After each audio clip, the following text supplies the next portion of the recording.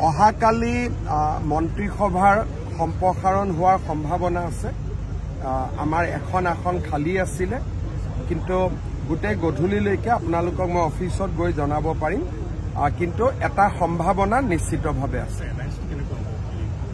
অকণমান মই এটাই কথা কৈছো যে এতিয়াও আমি লাহে লাহে ষ্টেপবিলাক লৈ আছো।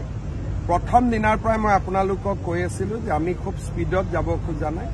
প্ৰতিটো ষ্টেপ আমি লাহে লাহে লৈ গৈ থাকিম, যাৰ পৰা বড়োভূমিত শান্তিৰ যিটো আমি পৰিৱেশ নিৰ্মাণ কৰিছো সি যাতে সদায় শান্তিৰে থাকিব পাৰে।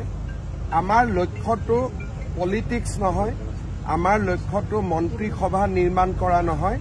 আমাৰ মূল লক্ষ্যটো হৈছে বড়োভূমিত শান্তি আৰু সম্প্ৰীতি, সেইটোহে আমাৰ মূল লক্ষ্য।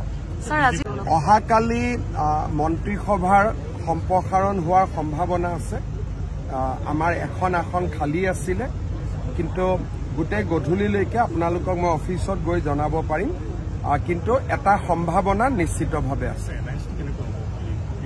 অকণমান মই এটাই কথা কৈছো যে এতিয়াও আমি লাহে লাহে ষ্টেপবিলাক লৈ আছো।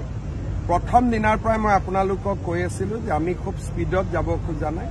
প্ৰতিটো ষ্টেপ আমি লাহে লাহে লৈ গৈ থাকিম, যাৰ পৰা বড়োভূমিত শান্তিৰ যিটো আমি পৰিৱেশ নিৰ্মাণ কৰিছো সি যাতে সদায় শান্তিৰে থাকিব পাৰে। আমাৰ লক্ষ্যটো পলিটিক্স নহয়, আমাৰ লক্ষ্যটো মন্ত্ৰীসভা নিৰ্মাণ কৰা নহয়। আমাৰ মূল লক্ষ্যটো হৈছে বড়োভূমিত শান্তি আৰু সম্প্ৰীতি, সেইটোহে আমাৰ মূল লক্ষ্য।